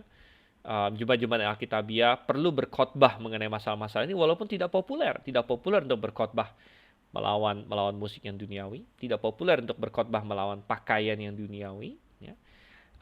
Dan di gereja-gereja yang punya konsep konsumerisme dan terhadap orang-orang Kristen yang punya konsep konsumerisme, yaitu tadi, dia datang ke gereja, dia dikhotbahin yang dia nggak seneng, ya. Dia berpikir, gua ini kan seperti ke toko gitu, saya ini seperti ke toko, saya nggak suka toko ini, saya pindah ke toko lain, kamu harus menservis saya dengan baik, kamu harus menservis saya dengan baik, saya datang ke gereja nih, ya. Nah, saya mau kasih persembahan nih. Ya. dan lain sebagainya. Jadi kamu harus servis dengan saya dengan baik. Kalau saya mendengar khotbah yang saya nggak senang, saya bisa saja pergi ke gereja lain. Jadi konsep konsumerisme itu bukan lagi bahwa saya adalah bagian dari jemaat, saya melayani di dalam jemaat ini, saya mau bertumbuh di dalam jemaat ini, saya ada komitmen, saya ada tanggung jawab ya di dalam jemaat ini. Berbeda sama sekali gitu. Berbeda sama sekali sudut pandangnya ya. Nah, jadi ini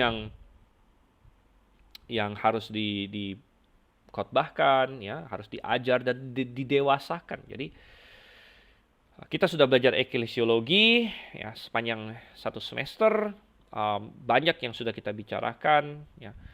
Sebagian dari yang ikut di sini ya mungkin ada yang pelayan Tuhan dalam pengertian gembala atau penginjil ya, atau melayani di jemaat mana. Ada juga yang mungkin jemaat dan lain sebagainya. Tapi itu semua bagus ya, menambah pengetahuan, dan kalau misalnya Anda adalah orang yang berkhotbah, maka ajarkanlah semua konsep-konsep kebenaran dari semua yang sudah kita pelajari ya, mengenai apa itu gereja, ordinansi gereja, sistem gereja dan lain sebagainya. Itu bisa diajarkan, disiplin gereja perlu diajarkan juga kepada jemaat, dan lain sebagainya, supaya ya kita mendirikan dan membangun jemaat-jemaat yang alkitabiah. Ya. Oke, jadi ya, saya rasa saya akan stop sampai di sini. Ya, kalau kita bicara keduniawian, ya kita bisa terus karena bisa saja ada banyak topik yang kita bicarakan. Ya, kita bisa bicara musik, bicara mengenai pakaian, kita bisa bicara mengenai program-program gereja yang ini ya, yang duniawi. Seperti ada gereja yang bikin acara bikin acara, misalnya saya ada baca di Amerika ya, di Indonesia sih mungkin belum ada ya, bikin acara kayak bartender night in church, jadi belajar mencampur bir di gereja. Itu aneh-aneh aja ya sih, sangat duniawi. Tapi kalau di Indonesia saya pernah mendengar ada gereja bikin acara poco-poco bersama lah atau apa ya, joget apa bersama gitu di gereja. Itu juga aneh juga ya.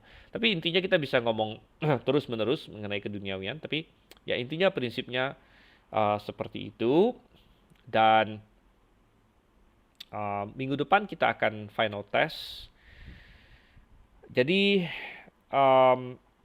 ya kalau misalnya ada yang mau ditanya lagi ya, baik itu mengenai apa yang kita bicarakan hari ini maupun ya kelas ini secara keseluruhan ya, sebelum kita berakhir, pertanyaan tentu tetap bisa dilayangkan di WhatsApp ya, baik itu secara grup ataupun secara pribadi kepada saya. Tapi kalau ada yang mau ditanyakan sekarang ya silakan sebelum kita mengakhiri kelas kita gitu ya.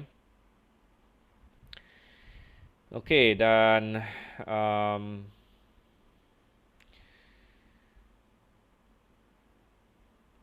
intinya dari ini semua adalah ya, mari kita lakukan firman Tuhan. Ya. Kalau Anda belum berada di jemaat Alkitabiah, ya carilah jemaat Alkitabiah.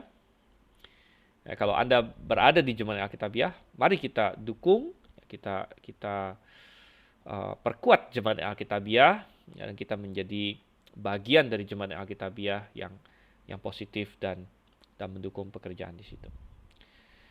Oke, saya rasa kita akan stop sampai di sini hari ini. Kita agak sedikit lebih cepat, tapi nggak masalah.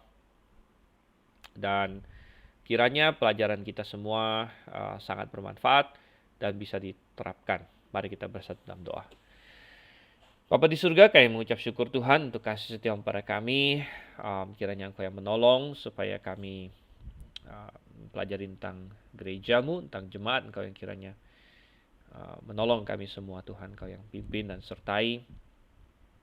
Tuhan, kebenaran yang sudah diberitakan kiranya tidak hilang begitu saja, namun kebenaran itu bisa tumbuh di dalam hati masing-masing kami, dan masing-masing kami bisa melakukan apa yang Engkau ingin kami lakukan. Engkau yang tolong. Kami berdoa Tuhan dalam nama Yesus Kristus. Amin. Oke, baik. Jadi nanti kita akan ketemu lagi. Ya. Dan semester depan saya belum tahu ya kelas apa yang akan muncul. Jadi ya doakan saja supaya ada hikmat untuk memilih kelas-kelas selanjutnya. Oke, jadi sampai berjumpa dan Maranatha.